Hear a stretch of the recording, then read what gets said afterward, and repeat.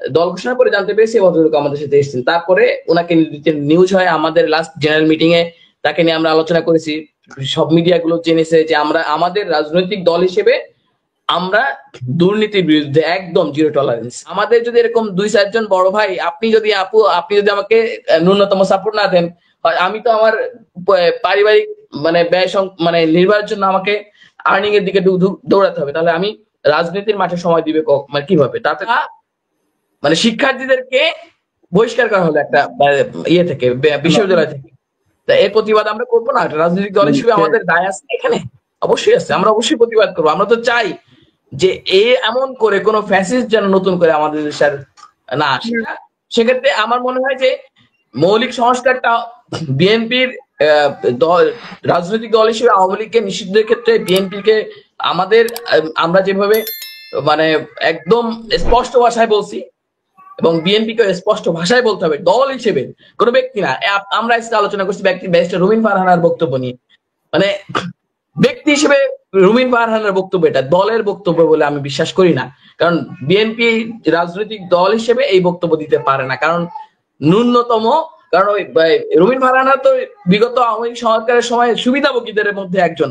তার বক্তব্য এরকম উল্টাপাল্টা হবে, এটা অস্বাভাবিক না, এটাই স্বাভাবিক।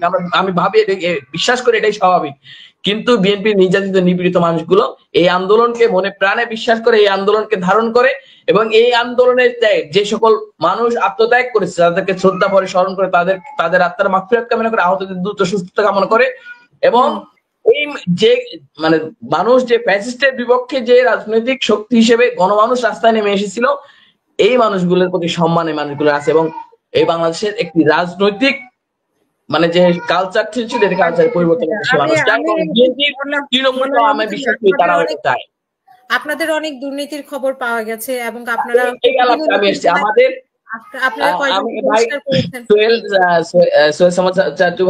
আলাপটি করলেন যে আমি আরেকটু প্রশ্ন রেখে তারপরে আমি শুনতে চাই যে আপনাদের সবার অবস্থান বদল হয়েছে, আপনার কি অবস্থান বদল হয়েছে কিনা? সবাই অনেক টাকা পয়সার অফার পাচ্ছে, গাড়ি পাচ্ছে, ফ্ল্যাট পাচ্ছে, তো এগুলা আমরা আসলে পত্রিকায় বা সোশ্যাল মিডিয়াতে এখন একটা আলোচনার বিষয় হয়ে দাঁড়িয়েছে।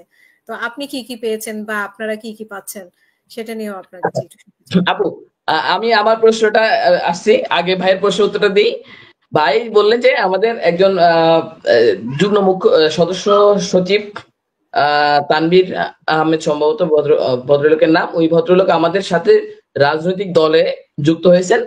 আমাদের দল ঘোষণার পরে আমরা জানতে পেরেছি যে আমি নিজেও তো জানতাম না আমি এখানে আসছি কিনা। ধরেন আমাদের একটা প্রাথমিক আলোচনা ছিল, আমি নাগরিক কমিটিতে ছিলাম, নাগরিক কমিটি বসে ছাত্র আন্দোলনের একটা আলাপ আলোচনার মধ্য দিয়ে ধরেন আমরা একটা দল ঘোষণার পরে জানতে পেরেছি ভদ্রলোক আমাদের সাথে এসেছেন। তারপরে ওনাকে নিউজ হয়, আমাদের লাস্ট জেনারেল মিটিং এ তাকে নিয়ে আমরা আলোচনা করেছি।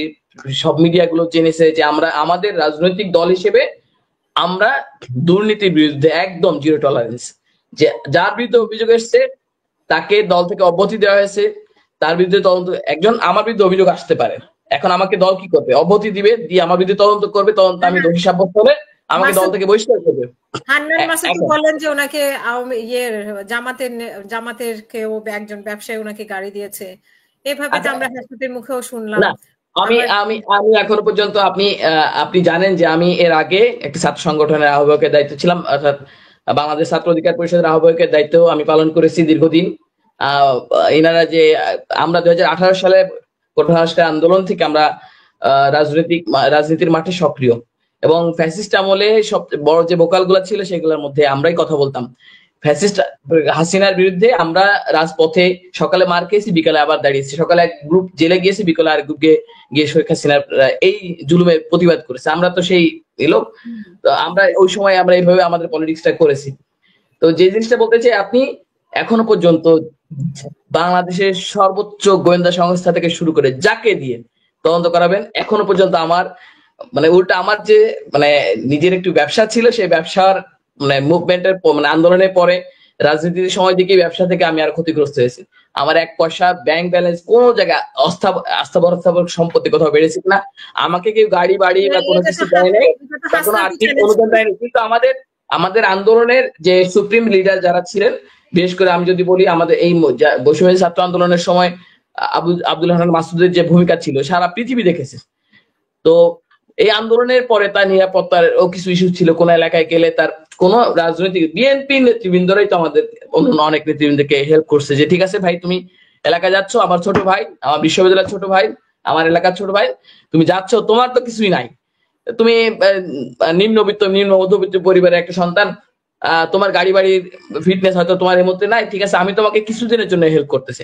এখন আব্দুল হান্নান মাসুদকে জামাতের এক ব্যবসায়ী যদি একটা গাড়ি দিয়ে হেল্প করে যে ঠিক আছে তুমি কিছুদিন আমার গাড়িটা ব্যবহার করো, এটা বাংলাদেশের রাজনৈতিক দলগুলোতে অন্যান্য যে রাজনৈতিক দলগুলো আছে তারা চাঁদাবাজি করে, এখান থেকে টেন্ডারবাজি করে, ফুটপাত দখল করে এইসব প্রক্রিয়া হয়তো পয়সা ইনকাম করে, তাদের ওই কারো হেল্প না হলে হয়তো বা চলে। কিন্তু আমরা নতুন রাজনৈতিক দল হিসেবে, নতুন রাজনৈতিক শক্তি হিসেবে আমাদের যদি এরকম 2-4 জন বড় ভাই, আপনি যদি যদি আমাকে ন্যূনতম সাপোর্ট না দেন, আমি তো আমার পারিবারিক মানে ব্যয় মানে নির্বাহের জন্য আমাকে আর্নিং এর দিকে দৌড়াতে হবে, তাহলে আমি রাজনীতির মাঠে সময় দিবে মানে কিভাবে? তাতে এরকম করে 2-1 জন শুভাকাঙ্ক্ষী আমাদের প্রত্যেকের তৈরি হয়েছে যে ওই ভাই চায় যে এই দেশের রাজনৈতিক কালচার পরিবর্তন হোক, রাজনৈতিক নতুন শক্তি আসুক, আওয়ামী লীগের যে রাজনৈতিক ভ্যাকুয়াম তৈরি হয়েছে আমাদের না থাকা, সেখানে অন্তত ন্যূনতম সুস্থ চিন্তার পলিটিক্সটা দাঁড়া হোক।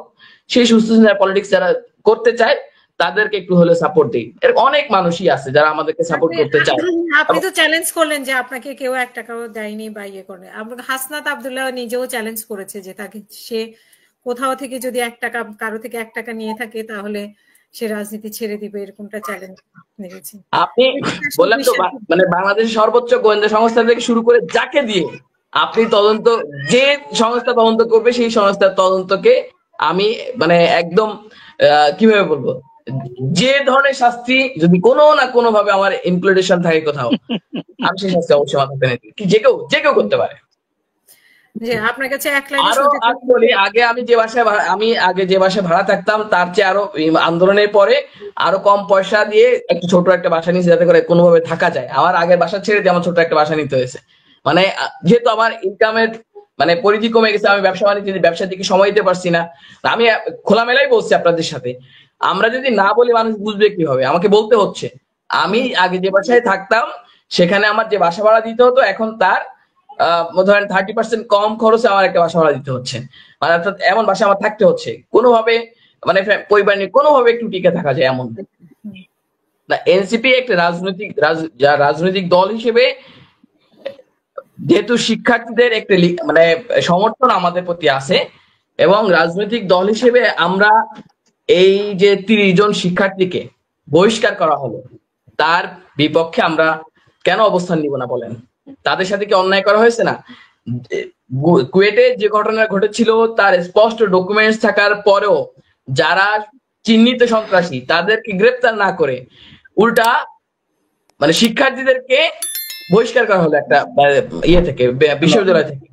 তা এর প্রতিবাদ আমরা করবো না? রাজনৈতিক দল হিসেবে আমাদের দায় আছে এখানে, অবশ্যই আছে, আমরা অবশ্যই প্রতিবাদ করবো। আমরা তো চাই যে এমন করে কোনো ফ্যাসিস্ট যেন নতুন করে আমাদের দেশের না আসে, এটাই চাই। অসংখ্য ধন্যবাদ।